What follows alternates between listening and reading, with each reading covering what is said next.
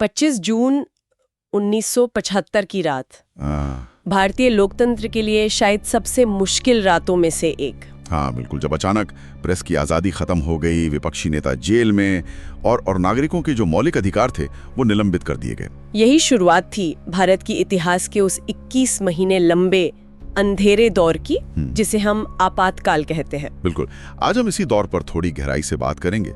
जो जानकारी हमारे पास है उसके आधार पर समझने की कोशिश करेंगे कि क्या हुआ था, कैसे हुआ था। सही बात है। तो थोड़ा पीछे चलते हैं। 1971 का युद्ध, भारत की जीत, इंदिरा गांधी की लोकप्रियता एकदम शिखर पर थी। हाँ वो तो था, लेकिन वो माहौल ज्यादा टिका नहीं। जल्द ही देश में आर्थिक समस्याएं सिर उठाने लगी।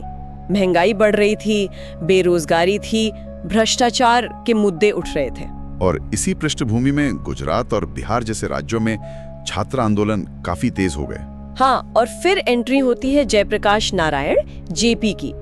उन्होंने संपूर्ण क्रांति का नारा दिया। ये संपूर्ण क्रांति क्या थी? मतलब एक तरह से भ्रष्टाचार और जो सरकार की तानाशाही प्रवृत्तियां दिख रही थीं, उनके खिलाफ एक बड़ा बदलाव लाने का आह्वान था।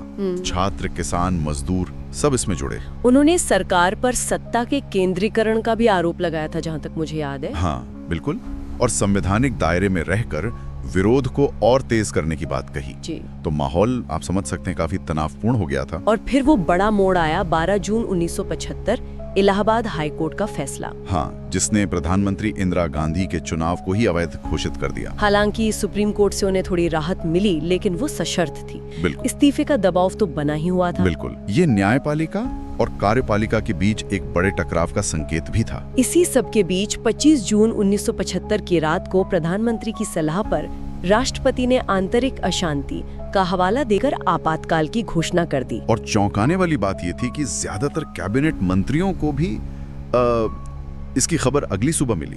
ये दिखाता है कि सत्ता कितनी केंद्रित हो चुकी थी। घोषणा होते ही तुरंत एक्शन शुरू हो गया। दिल्ली में अखबारों के दफ्तरों की बिजली काट दी गई। हाँ, ताकि अगली सुबह खबर छपी ना पाए। और फिर लागू हुई प्रेस सेंसरशिप। मतलब कोई भी खबर छापने से पहले सरकारी मंजूरी जरूरी थी। और दूसरी तरफ बड़ी गिरफ्तारियां, जेपी, अटल बिहारी वाजपेयी, एल.के. आडवाणी जैसे दिग्गज नेता और हजारों कार्यकर्ता, सबको मीसा जैसे कड़े कानूनों के तहत गिरफ्तार कर लिया गया। मीसा यानी maintenance of internal security act, जिसके तहत बिना मुकदमा चलाए आप किसी को भी लंबे समय तक हिरासत में रख सकते थे। बिल्कुल, जाहिर है इससे लोगों में एक डर का माहौल बन गया। सूचना पर भी पूरी तरह से सरकारी नियंत्रण हो गया। हाँ, कई सारी स्वतंत्र समाचार एजेंसियों को मिलाकर एक सरकारी एजेंसी बना दी गई, समाचार। अच्छा। और जो अखबार सरकार की आलोचना करते थे उनके सरकारी विज्ञापन बंद कर दिए गए। ऑल इंडिया रेडियो, दूरदर्शन, ये सब तो सरकारी प्रचार का माध्यम बनी गए थे। इसी माहौल पर एल.के. आडवाणी की वो प्रसिद्ध टिप्पणी है, हाँ? कि जब मीडिया को झुकने के लिए कहा गया तो वो रेंगने लगा। हालांकि कुछ हिम्मत वाले अपवाद भी थे, जैसे इंडियन एक्सप्रेस और द स्टेट्समैन ने विरोध में खाली संपादकीय कॉलम छापे। हाँ, या किसी ने वो शोक संदेश छापा, DOCHROYC, डिमाइज ऑफ क्रेसी, कुछ इस तरह का। सांकेतिक विरोध था वो। इस दौर में एक और नाम बहुत उभर कर आया, संजय गांधी का, प्रधानमंत्री के बेटे। हाँ, और दिलचस्प बात ये कि उनके पास कोई आधिकारिक सरकारी पद नहीं था, लेकिन उनका प्रभाव बहुत ज्यादा बढ़ गया था। ये दिखाता है कि कैसे सत्ता के अनौपचारिक केंद्र बन गए थे। और उनका नाम जुड़ा है एक बेहद विवादास्पद कार्यक्रम से, ज़बरन नसबंदी। हाँ, वो नसबंदी कार्यक्रम जनसंख्या नियंत्रण के नाम पर चलाया गया, लेकिन इसका निशाना अक्सर समाज के सबसे गरीब और कमजोर तबके बने। अधिकारियों पर कोटा पूरा करने का जबरदस्त दबाव था। लोगों को डराया धमकाया गया, कहीं कहीं तो पानी काटने जैसी धमकियां भी दी गई। अनुमान है कि करीब 1.1 करोड़ लोगों की नसबंदी की गई। इस दौरान जबरदस्ती के कई मामले सामने आए। दिल्ली के तुर्कमान गेट इलाके में झुग्गियां हटाने और इसी नसबंदी के खिलाफ जब लोग विरोध कर रहे थे तो पुलिस ने फायरिंग की, कई लोग मारे गए। मुजफ्फरनगर में भी ऐसे ही विरोध पर फायरिंग हुई थी। मतलब विरोध को बेरहमी से कुचला जा रहा था। लेकिन इतना दमन भी प्रतिरोध को पूरी तरह खत्म नहीं कर पाया। नहीं, बिल्कुल नहीं। एक भूमिगत आंदोलन शुरू हुआ।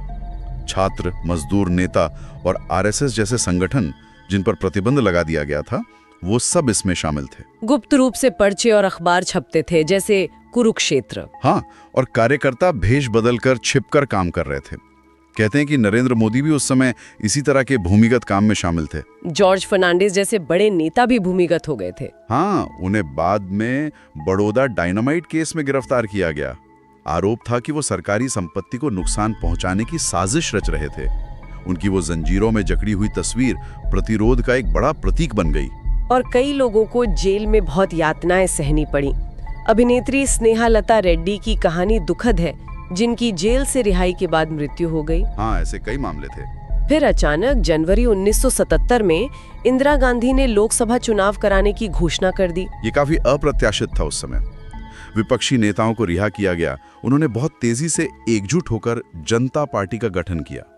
और चुनाव का मुद्दा एकदम साफ था, लोकतंत्र बनाम तानाशाही। बिल्कुल।